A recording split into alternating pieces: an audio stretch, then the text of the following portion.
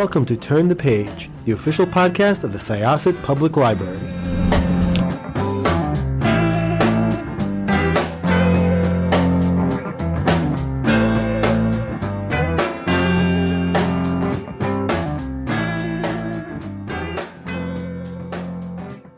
Hello, everyone. Welcome back to Turn the Page. I'm your host today, Jen, and I am joined by a writer of films and books. And we're here to talk about his newest project, which really blew me away. It is such a great book. Let's get right into it. Hi, welcome to the show. Could I ask you to introduce yourself and your book, please? Yeah, thanks for having me. Josh Hall. I'm a author, screenwriter, kind of a do-it-all a little bit. And then I'm promoting Mouth, which is my debut novella from Tenebris Press. And it's a weird little guy about a drifter named Rusty who inherits a house from a complete stranger. He's unaware what comes with the house, except for one rule: he just has to take care of Mouth. He thinks Mouth is an animal or some sort of creature, and he is shocked to discover it's a living mouth in the ground. He's followed by a local teenager in town, young woman named Abigail, who is suspicious of him, and they discover Mouth, and they go out to discover basically the secret history and who this man was that gave Rusty this house. And it's a really starts horrifically, and it sort of builds into this friendship and sort of unearths a lot of things in the process. It's such a treat, and it goes so many places where I did not expect it to, just given the setup. Before we talk about the book itself, could you tell us a little bit about your career, maybe about like the films that you've worked on and how it led you to this novel? Yeah, absolutely. So I've been a filmmaker, screenwriter, basically. It's something I've wanted to do my whole life. I started making movies, little independent movies here in Indiana, in like 2009, kind of, and just little, real small things. I decided to start focusing more on the screenwriting side of things, just because it's so hard to make movies, especially in Indiana. And wrote this movie. We were trying to make it here. It just never sort of came to life. And I had a producer friend named Jason, who, this was right in March 2020, was looking for projects just to read to pass time during, shelter in place. And I sent him a different script I wrote a script about the making of Evil Dead, which was real fun. And he really liked it, but he was like, I can't make this. So what else do you have? I said, well, I have a script about a Lovecraftian glory hole, and he was like, send that immediately. And so I was like, okay. So he read it. He loved it. He said he had a director friend that would love it. That friend ended up being Rebecca McKendry, who I was already a fan of, already knew of. And I was like, oh, okay. We sent her the script and she read it. And we were on a Zoom about 4 days later, agreeing to sort of move forward with it. And so Glorious came out in 2022, went to Shudder, stars Ryan Quanten from True Blood and J.K. Simmons from everything. And it really has done just wonderful things for everybody involved. And it was so well received, which was, be it the subject matter, you had no idea, how people are going to react to a movie like that. And so since then, yeah, it's obviously the industry's gone through some strikes and everything like that, but there's been a lot of projects that have come about because of Glorious. And so long story short, long story medium, Tenebris had watched Glorious. And so Alex, I think, had tweeted something about, we know what new weird horror is, even if you don't call it new weird horror. And it was really neat. And so we just started a conversation, and they had said, if you ever want to write anything for us, we'd be all ears. And so, yeah, I think I pitched them Mouth that week, and we were on a Zoom the week later, and it just kind of went that quick. So, yeah. Wow. Yeah, it was surreal, and it's been a lot of fun. That's so cool. Yeah, because I had seen Glorious when it came out on Shudder and had a blast with it. I think it is so much fun. And like, what a great cast. Yeah. And a great use of like a very limited space to do like a lot of very exciting storytelling. And then when I heard about Mouth and read the description of it, like I was like, I want to do this interview so I can ask like, what is the deal with holes? You know, It's because it's the that's number what one question everybody in my asks. life. You know, Yeah. it's funny because I was on Talking Scared with Neil, and he asked the same question, right? And I was like, the funny thing is, this was in our pre-show banter. I was like, I've written so much between the two projects, right? Like so many screenplays, and then I wrote, a whole other book in between Glorious and Mouth. And so I'm like, it's just time. It just timed out where those two came out. Like those were the boom, boom. And I was like, now I'm the whole guy. So it's okay. It's like, there's worse things to be typecast as, I guess, I don't know. 100%. Oh wow. Yeah, so it's just such a fun book too. And I think it is like it's tonally very different from Glorious. They both have like pretty wicked senses of humor, but they go very different places with very different moods. So could you talk about well, first, what was it like moving from writing for the screen for the page? Because I imagine like that was a new challenge, or did it provide new opportunities? It was, so I had a nonfiction book come out in 2021 Mhm. with Abrams, and that was it's nonfiction, so it all has to be real, or and that was about movies. So I had experience writing a book, but I had experience writing a nonfiction book, and I had made the decision pretty soon after that I didn't really want to do nonfiction anymore. I wanted to align, if I was going to do another book or anything like that, I wanted to align it with screenwriting and my screenwriting sensibilities, just because I wanted everything to kind of go hand in hand. Um, and so when I had started working on a couple other books first, and they just kind of stalled out just because it was such a new style to me that I was like, oh, maybe I don't think I'm very good at this, and I had started, one of them was my novel that's coming out next year, that I had to like, I wrote like 8 chapters of it, and then I had to stop because it's like, oh, maybe I'm not very, it's just too hard going from, because I was still heavily at this point doing screenwriting on a regular basis. Like every morning was screenwriting, and at night I was trying to work on books, right? And so it was just so jarring to go back and forth, and that was the biggest headache for Alex in the editing process of Mouth, was because I'm so used to writing in the screenwriting style and the screenwriting tense. It was really hard to latch on to point of views in the novella, where I would just be bouncing all over because I'm just so used to going from character to character to character in screenplays, and then without having to worry about who's thinking about what or anything. And so that was a real headache for Alex, but we really pushed through it and worked through it, with her help, which was incredible. So yeah, it was a struggle at first, but now I really enjoy it. I like playing with the different voices and everything. So yeah. And that's like a surprise to me to hear that that was a struggle, because I feel like one of the things I love about it is Mouth's point of view. Like Yeah. you get like up close and personal with Mouth, and he has such a unique voice and such a sweet in some ways voice. So could you talk about like shaping his perspective, and yeah, what like how did you conceive of his personality?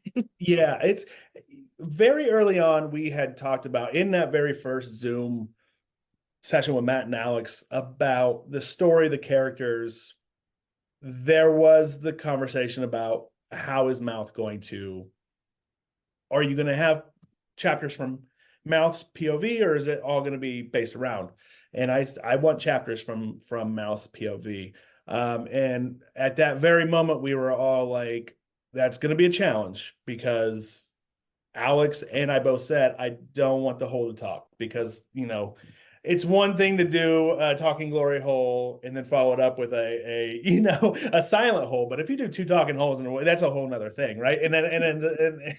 And so we I said I would have to figure out, and so I thought, I took a lot of experience from, I'm a big James Gunn fan, and so I thought about how he approaches some of these surreal characters that you just like Groot, and I really wanted to approach it from that point of view, but also, just try and look at it from this newborn infant or creature that doesn't know exactly what it is, and it's always been utilized for maybe, maybe it's always been utilized for something sinister. And if new people had a different approach, how would that look, and how would that start to shape Mouth as a character? And that's kind of how I went into the writing. Nice. I'm glad you brought up James Gunn because I feel like I couldn't identify it at the time, but like that is such a specific vibe when he does horror. And I felt that a lot like in this book and in Glorious, I feel like, which is like really like messed up, but like has a lot of heart still. Like there's Yeah, thank you. Yeah, I'm a massive James Gunn fan. I'm a massive. There's probably, you could name about 5 filmmakers that are always probably going to have some sort of impact on my work, or I can always look at and say, oh, that's kind of. I mean, obviously for Glorious probably too was both James Gunn and Guillermo del Toro are probably two of the biggest that would go into those projects, and that's just me being a fan, but it's also very much my personality just in general. Is I like to have fun. I like weird things. And so I like to and I have a dark sense of humor sometimes, or just like a silly sense of humor. And I like to put that in everything. nice.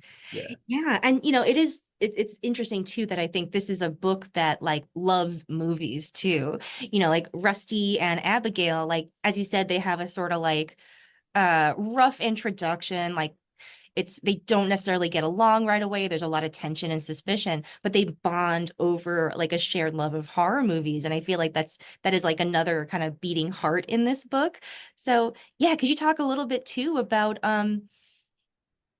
like I guess like the sort of the horror cinema that you are trying to evoke and that you love the most, maybe? Yeah, I think there's obviously the 4 main characters in the book, but I would say the fifth character of the book is cinema, is movies, because it's the through line for every character except for Mouth.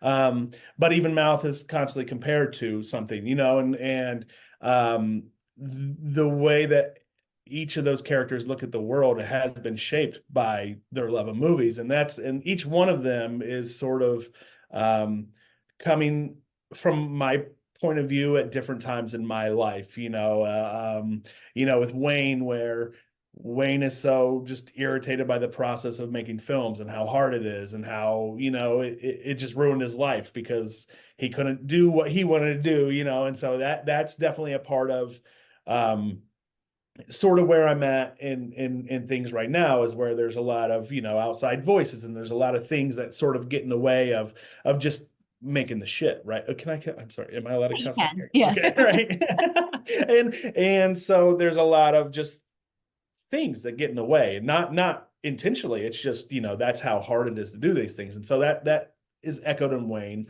And in Rusty, it's very much his love language with his mom, because he doesn't really have anything anymore. And that's, I come from a big family, so I have still a decent sized family.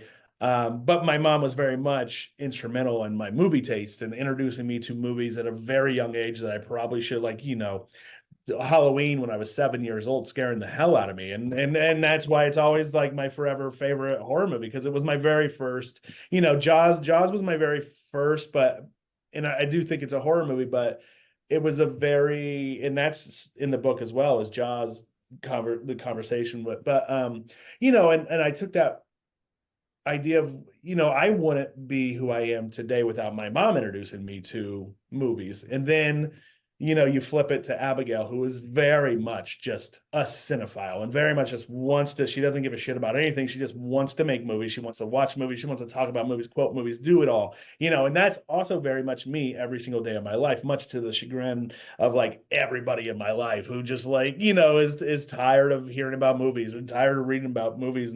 And so I try to put every aspect of myself into those characters and every aspect of my taste, be it, John Carpenter or David Cronenberg, all the way to, like Tammy and the T-Rex references. Like, no, there's going to be like 10 people that get that reference, but that's okay. And, because that's part of loving movies, is loving the very best and the most blockbuster movies that Steven Spielberg does, and loving stuff that, Lloyd Kaufman and Roger Corman do, and that's a part of just being a fan, and that's who I've always been, and that's what I try to put best on the page, is just we can all love everything, and even if you're a grumpy old man who was forced out of the movie industry, you still love the stupid shit you made when you were in the industry, and that's that's all, it's all part of my taste. Yeah.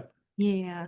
And I love that you do work in the real history of like Roger Corman and his like sort of incubator and the various people that he was working with.